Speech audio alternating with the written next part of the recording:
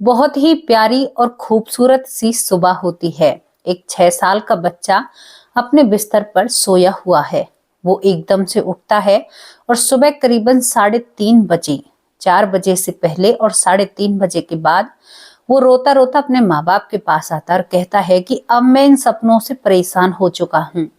मैं किसी दिन मर जाऊंगा या मेरे साथ कुछ ऐसा हो जाएगा जो मुझसे बर्दाश्त से बाहर है। मुझे रात को सोने में डर लगता है, मेरा दम घुटता है। मुझे लगता है कि कहीं मैं पानी में डूब रहा हूँ। मेरे साथ बहुत बुरा घटित हुआ है। मेरा खुद का ही शरीर मुझे पानी का एक पानी भरा हुआ है और जिसके अंदर मुझे खुद का शरीर दिखाई देता है। माँ, अब मैं ये चीजें बर्दाश्त नहीं कर सकता। उसकी माँ उसे अपने बिस्तर पर लेटाती और कहती है कि कोई बात नहीं बेटा, ऐसे सपने आते रहते हैं और ये ज्यादा परेशान होने वाली बात नहीं है। सुबह मैं तुम्हें डॉक्टर के पास लेकर जरूर जाऊंगी। उसका पिता ये बातें सुन रहा था और अपने बेटे को समझाता है, कहता है कि बेटा, सपने में तो इंसान राजा बनता है और जगते ही वो फकीर रहता है। सपने में तो हम कहां से कहां पहुंच जाते हैं। तो सपने की बातें कभी सत्य नहीं हो सकती। लेकिन यहाँ पर एक और बात थी दोस्तों, जो ये लड़का होता है ये बचपन से ही माँ बाप के सामने बहुत सारी बातें रख रहा था। ये कभी कुछ कहता है, कभी कुछ कहता है कि एक ताबूत के अंदर मेरा शरीर है वो बंद है और मैं रोज सपने में जाता हूँ, लेकिन वो वहां से मुझसे निकल नहीं पाता है। आप लोग मेरी मदद कीजिए। अब माँ बाप मदद कैसे करें जब कोई जानकारी नहीं, ठिकाना नहीं। केवल एक झील की बात की जाती है और वहां पर इस चीज को बताया जाता है। दोस्तों, आज की जो स्टोरी है वो आपके दिमाग के तारों को हिला सकती है, आपको हैरान कर सकती है, सोचने पर मजबूर कर सकती है। अगर किसी के साथ बर्बरता की जाए तो वो बर्बरता कई जन्मों तक साथ निभाती है। ये स्टोरी हमें भी आश्चर्यचकित डाल देती है, क्योंकि ये लड़का ना ही तो 2 साल का अपने उस चीज को या अपने शरीर को ढूंढ पाता है, ना ही 3 साल का, ना ही 5 साल का। करीबन जब ये 12वीं क्लास में हो जाता है तब ये अपने सपने को पूरा कर पाता है और उस जगह पहुंचता है जहां पर ये जीवन भर कभी गया ही नहीं था। ये सब कुछ माजरा क्या होता है? माँ बाप की आंखें आंसुओं से भर जाती हैं और वो सोचते हैं कि हमारा बच्चा कितने दिन से एक सच्चाई के साथ लड़ रहा था, लेकिन हमने कुछ ज्यादा ही स्मार्ट बनकर, ज्यादा ही होशियार समझकर, अपने आप को पढ़ा लिखा समझकर अपने बेटे को बहुत सारी यातनाएं दी हैं। तो चलिए, वही हमारा किस्सा, वही हमारी कहानी पुनर्जन्म पर हम आपको लेकर आते हैं और आपको सारी सच्चाई आप लोगों के सामने रखते हैं और आपको हर वो बात बताते हैं जो ज्यादा जरूरी है। हम किसी एक धर्म को या एक जाति को टारगेट नहीं करते हैं। हमारे चैनल का कोई भी उद्देश्य नहीं है किसी के अंदर गलत भावनाएं या किसी को गुमराह करने की हमारा कोई भी उद्देश्य नहीं है। केवल जनता के सामने और अपने परिवार के सामने एक जागरूक भरी बातें लाने के लिए। दोस्तों, घटना कहां से शुरू होती है? झारखंड, रांची। यहाँ पर एक लड़का रहता है जिसका नाम कर्ण होता है। कर्ण जब से पैदा हुआ था वो सबसे हटके था, सबसे अलग था। और कर्ण जब से बोलने लगा था, वो जब से पानी से बहुत डरा करता, उसे डर लगता और हर रात जब वो सोता है तो उसे बहुत उसके ऊपर जोर पड़ता और वो पसीनों में तरबतर हो जाया करता। करण के अंदर ये सारी चीजें बचपन से ही थी। लेकिन जो करण के माँ बाप थे वो आज के जमाने के थे, वो ऐसी चीजों को नहीं मानते हैं। जब बच्चा 2 साल का होता है, कहता है कि मैं एक बॉक्स में बंद हूँ और मैं डूब चुका हूँ, तो घर वाले इस बात पर कैसे यकीन कर सकते हैं? क्योंकि बच्चा सामने पैदा हुआ है और कहीं गया भी नहीं है। कर्ण बहुत परेशान होता है। इन्हीं परेशानियों के साथ कर्ण बड़ा हो रहा था। कर्ण अब 4 साल का हो जाता है। 4 साल का होने के बाद भी कहता है कि मैं ही दिखाई देता हूँ और कहीं पर मैं डूब रहा हूँ, पानी में मैं तैर रहा हूँ। ये सब कुछ केवल इसके सपने में आया करता और ये घबराया करता, पानी से भी ये डरा करता। उसके बाद ये और बड़ा होता है, 5 साल का होता है। 5 साल का होते होते अब ये बहुत जोर अपने घर वालों से पकड़ने लगता है कि मैं बहुत ज्यादा परेशान हूँ, मुझे रात को नींद नहीं आती, मैं गर्मी होती है तो पूरा पसीनों में भीग जाता हूँ, लेकिन मुझे एक सपना बहुत सताता है। एक ही सपना आता है कि सपने में पानी के अंदर हूं मैं और मेरा दम घुट रहा है और मैं उस पानी से निकलने की कोशिश करता हूं लेकिन निकल नहीं पाता हूं। कर्ण की इस बातों को सुनकर जो पढ़े लिखे माँ बाप थे वो अपने बेटे को समझाते हैं और कहते हैं कि बेटा, ऐसा कुछ भी नहीं होता, सपने तो आते हैं और जाते हैं। करण 6 साल का हो जाता है। अब करण एक दिन सो रहा था और सोते हुए करण को अब वही सपना आता है जो हर रोज इसको सपना दिखाई देता है कि ये पानी के अंदर है, लेकिन आज ये पानी के अंदर डूब नहीं रहा था। आज ये एक बॉक्स में बंद है और एक और बॉक्स इसके पास है और ये बहुत कोशिश कर रहा है इस बॉक्स से निकलने की, लेकिन निकल नहीं पा रहा है। इसका पूरा शरीर पानी से भीग जाता है, जो पसीने का पानी होता है, और एकदम घबराते हुए ये उठता है और जाकर अपने माँ बाप के सामने रोने लगता है। कहता है आखिर कब तक मैं ये चीजें बर्दाश्त करूं, कब तक मैं झेलूं ये चीजें, मुझसे ये चीजें बर्दाश्त नहीं हो रही। मैं क्यों उसी जगह जाता हूँ वहां पर जहां पर एक झील है, चारों तरफ पेड़ खड़े हुए हैं, और मैं क्यों पहुंचता हूँ वहीं पर, और कहीं जगह मैं क्यों नहीं जाता, और सपने क्यों नहीं आते हैं। हो ना हो पापा, इन सब के पीछे कुछ बात है, लेकिन वो पापा नहीं मानता। उसके बाद दोस्तों माँ अपने बेटे को सीने से लगाती है, आंचल में छुपाती है, उसके पसीने पहुंचती है और उसको समझाती है। कहती है कि बेटा एक बात बता, हम सपने में देखते हैं कि हम तो एरोप्लेन में बैठे हैं, फिर हमारी आंखें खुलती हैं तो हम अपने बिस्तर पर होते हैं ना, तो सपने की कौन सी माया, कहीं धूप कहीं छाया, सपने की कैसी माया, कहीं धूप कहीं छाया। तो ये सब बातें वैसे ही हैं। माँ बाप दोनों समझाते और कहते हैं कि एक डॉक्टर से भी हम तुमको जरूर दिखा कर लाएंगे। अब यहाँ पर सुबह होती है, करण को डॉक्टर को दिखाया जाता है। डॉक्टर करण को देखकर कुछ दवाइयां लिख देता है और कह देता है कोई बड़ी बात नहीं है, सपने अक्सर दिखाई देते हैं। अब यहाँ पर करण के सपने दवाइयों से कुछ धुंधले से होने लगे थे, लेकिन बिल्कुल गए नहीं थे दिमाग से। अब वो थोड़ा सा और बड़ा होता है तो स्कूल में जो उसके साथ के बच्चे होते हैं वो कहते हैं कि तू एक काम करा कर, तू योगा करा कर, अपना ध्यान केंद्रित किया कर, जिससे तेरा दिमाग सही रहेगा और तू ठीक से आगे काम कर पाएगा। धीरे धीरे करण इतना बड़ा हो जाता है कि करण 10वीं क्लास में आ जाता है। वो योगा करता रहता है, दर बदर कई साल निकल जाते हैं योगा करते हुए, लेकिन एक धुंधली सी याद उसे सपने में अब तक भी दिखाई दे रही थी।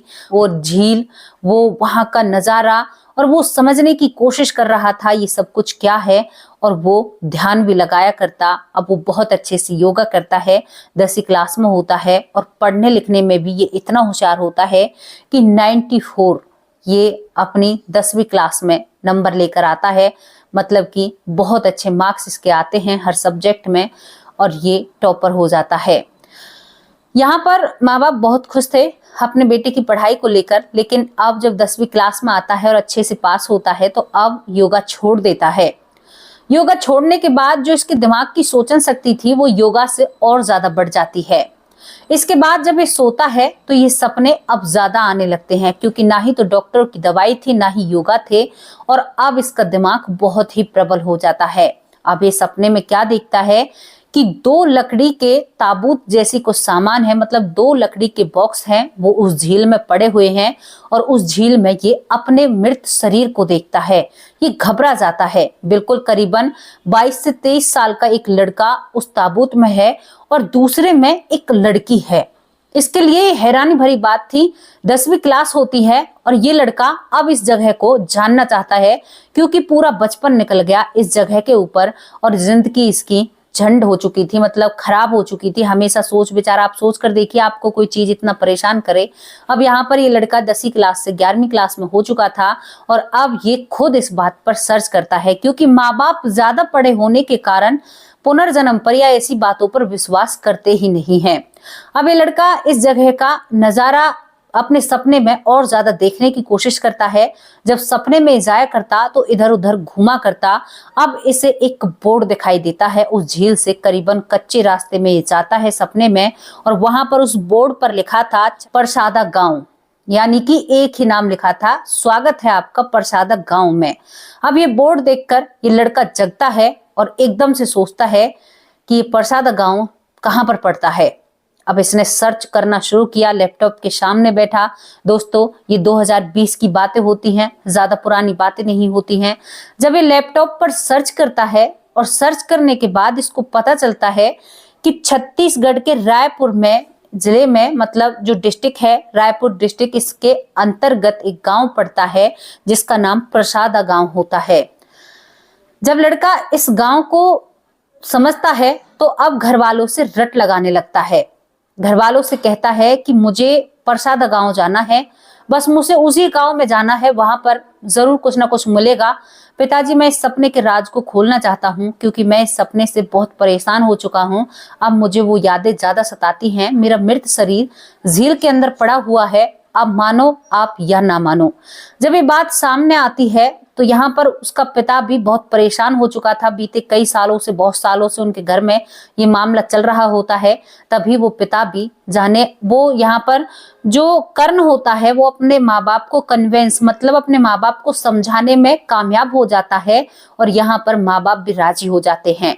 अब यहाँ पर कर्ण के जो पिता होते हैं अपने एक दोस्त को, जो कि छत्तीसगढ़ में रहता है, उससे संपर्क करता है और कहता है कि क्या तुम किसी प्रसादा गांव को जानते हो।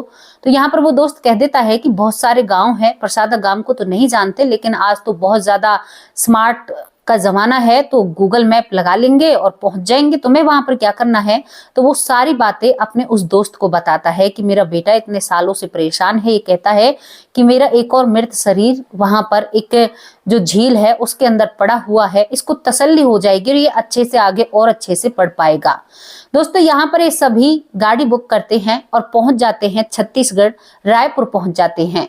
वहां पर पहुंचने के बाद इस दोस्त को भी लिया जाता है, जो इसके पिता का दोस्त होता है। और उस दोस्त के जैसे ही ये रायपुर पहुंचता है तो वहां से ये जो जिसका नाम कर्ण है, ये कहता है कि कोई जरूरत नहीं है मैप लगाने की, मैं ही तुम्हें अब यहाँ से प्रसादा गांव लेकर चलता हूँ। जबकि ये कभी भी वहां पर नहीं गया था, कभी भी उन राहों को नहीं देखा था। जो व्यक्ति वहां पर रह रहा था उसे भी उस गांव की पता नहीं होता है। और यहाँ से करण गाड़ी में बैठकर अपने माँ बाप को और उस पिता के दोस्त को उस राह को बताने लगता है। उस दोस्त के साथ एक और दोस्त होता है, कई लोग इकट्ठा हो जाते हैं क्योंकि ये मामला बहुत बढ़ रहा था। अब यहाँ पर ये लड़का इन्हें सीधा कच्चे रास्ते से निकालते हुए ऐसे रास्तों को ये लड़का जान रहा था जो 11वीं क्लास में पढ़ता है, जहां पर ये कभी भी नहीं आया था। उन गलियों के रास्ते बताता है ड्राइवर को और ये सीधा इन सभी को यहाँ पर प्रसादा गांव में लेकर खड़ा कर देता है। और उसके बाद ये उस गांव के सरपंच के पास भी नहीं ले जाता है। अब वहां पर जाकर इस लड़के का पिता, कर्ण का पिता, पूछता है कि यहाँ पर क्या कोई झील है सरपंच साहब आपके गांव में? हम बहुत दूर से आए हैं, हम झारखंड से आए हैं। तो वो कहते हैं क्योंकि आप लोगों को पता है कि गांव के लोग बहुत मदद करते हैं, अगर कोई बाहर से आता है तो वो कहते हैं कि हाँ हमारे यहाँ तो बहुत अच्छी झील है, बहुत सुंदर है, हाँ उसमें पानी ज्यादा है। अब यहाँ पर कर्ण कहता है कि आप मत पूछो, मुझे झील का रास्ता भी पता मिल गया। सरपंच भी देखता रह जाता है। फिर सारी कहानी सरपंच के सामने रखी जाती है कि इसको 6 साल की उम्र से वो झील दिखाई दे रही है सपने में। यहाँ पर पूरा गांव एक हैरानी भरी बात से होती है। अभी तो इनके साथ सरपंच ही जाता है, सरपंच इनके साथ जाता है और उस झील पर ये आगे आगे कर्ण रास्ता बताता है उस झील का। और कच्चे रास्ते से होते हुए कर्ण सबसे पहले गाड़ी से उतरता है और उस झील पर पहुंचकर एकदम इसके अंदर इतनी खुशी होती है और कहता है कि देख लो, मैंने कहा था ना कि मैं यहाँ पर आऊंगा। लेकिन कर्ण को फिर तुरंत एक डर सताता है। वो पीछे की तरफ मुड़ता है और अपने पिता के गले लगता है। 11वीं क्लास का कर्ण कहता है कि पिताजी, अब की बार तो मुझे नहीं मार दिया जाएगा। दोस्तों, ये बात सुनकर पिता हैरान हो जाता है और अपने बेटे के मुंह को बंद कर देता है कि तुम ऐसा क्यों बोल रहे हो। वो कहता है कि नहीं पिताजी, यहाँ पर ऐसा कुछ है, ऐसा कुछ घटा है जो मुझे याद नहीं आ रहा, लेकिन मेरे साथ बहुत बुरा घटा है यहाँ पर और बहुत ही गलत घटा है। दोस्तों, इसके बाद यहाँ पर कर्ण कहता है उस झील पर बैठ जाता है सबसे अलग जाकर और उसे घूर घूर कर देखने लगता है। चारों तरफ उसके घूमता है, देखता है, कहता है कि यही तो है जो मेरा इतने दिन से मेरे सपने में आ रहा था। अब यहाँ पर एकदम से कहता है कि क्या कोई ऐसा गोताखोर है जो इस झील में गोता लगा सके। अब यहाँ पर पिता एकदम से चिल्लाता है कि तुम्हें यहाँ पर आना था, हम तुम्हें यहाँ पर लेकर आए, अब तुम और क्या चाहते हो, तुम हमें क्यों परेशान कर रहे हो। तो कर्ण अब गुस्से में आ जाता है। जो कभी अपने पिता से ऊंची आवाज में बात नहीं किया करता, आज वो अपने पिता से गुस्से में कहता है कि आपको मेरी बात सुनाई नहीं दे रही? मैंने आपसे जो कहा आप उस बात पर ध्यान दीजिए और यहाँ पर कोई गोताखोर बुलाइए, वरना मैं यहाँ से हिलूंगा भी नहीं। मुझे आज यहाँ पर गोताखोर चाहिए।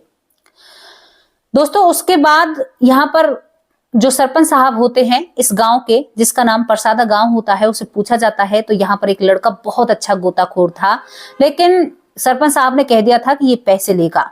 कर्ण एकदम से कहता है कि कोई दिक्कत नहीं है, आप जल्द से जल्द उस लड़के को बुलाओ। यहाँ पर 2 दिन लग जाते हैं। आज तो गोता नहीं लगाया जाता है। इस बात का कर्ण को बहुत मलाल होता है आज इस सरपंच के ही घर पर रुकते हैं। सरपंच सारी बात सुनते हैं तो सरपंच थोड़े से हैरान हो जाते हैं। अब हैरान होते हैं ये क्यों है पता नहीं, लेकिन दूसरा दिन होता है और सबसे ज्यादा जल्दी करण को होती है।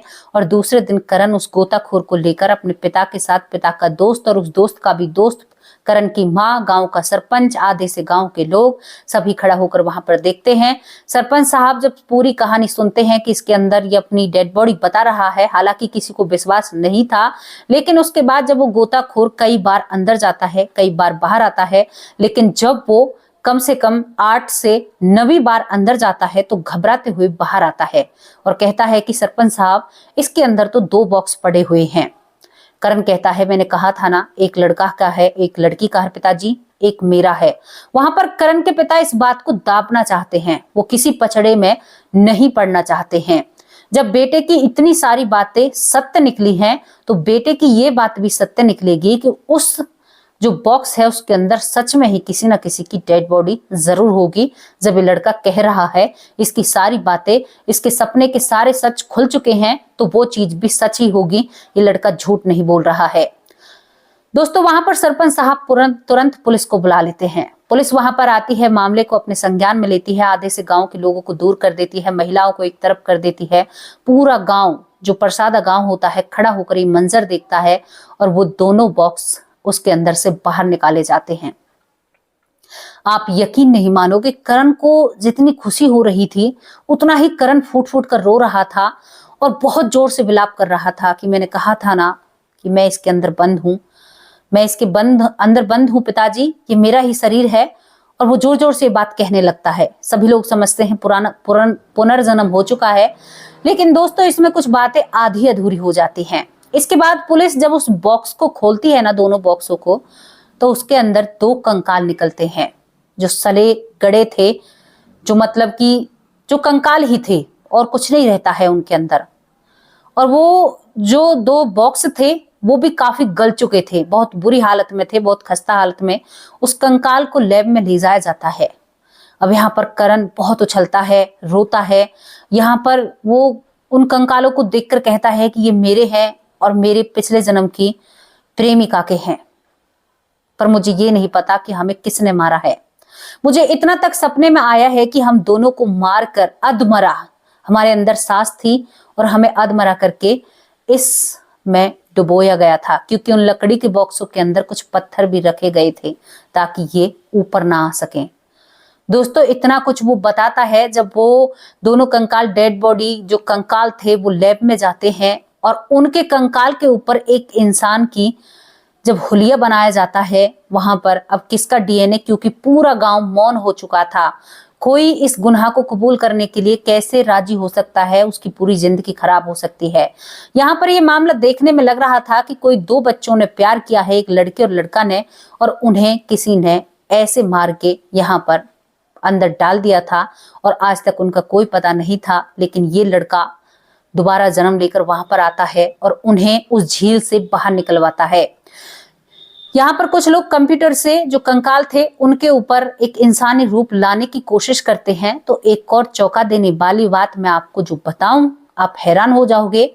जो करण का इस जन्म का रूप होता है, उस कंकाल पर वही रूप करण का आता है, बिल्कुल हूबहू करण का ही रूप होता है।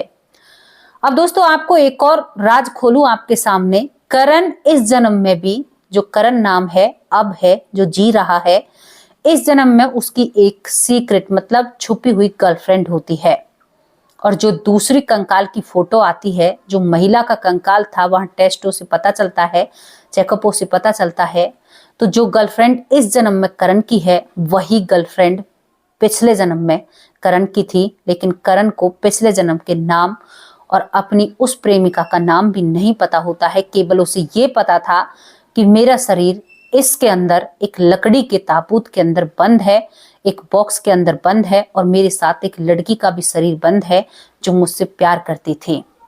दोस्तों प्यार की खातिर इन 2 लोगों की बलि चढ़ाई गई थी, लेकिन आज तक भी नहीं पता लगा पाई है पुलिस, ना ही कोई और पता लगा पाया है कि इनके साथ ऐसा क्यों हुआ, कौन थे ये 2 बच्चे, कोई भी गांव में से कुछ भी नहीं बताता है।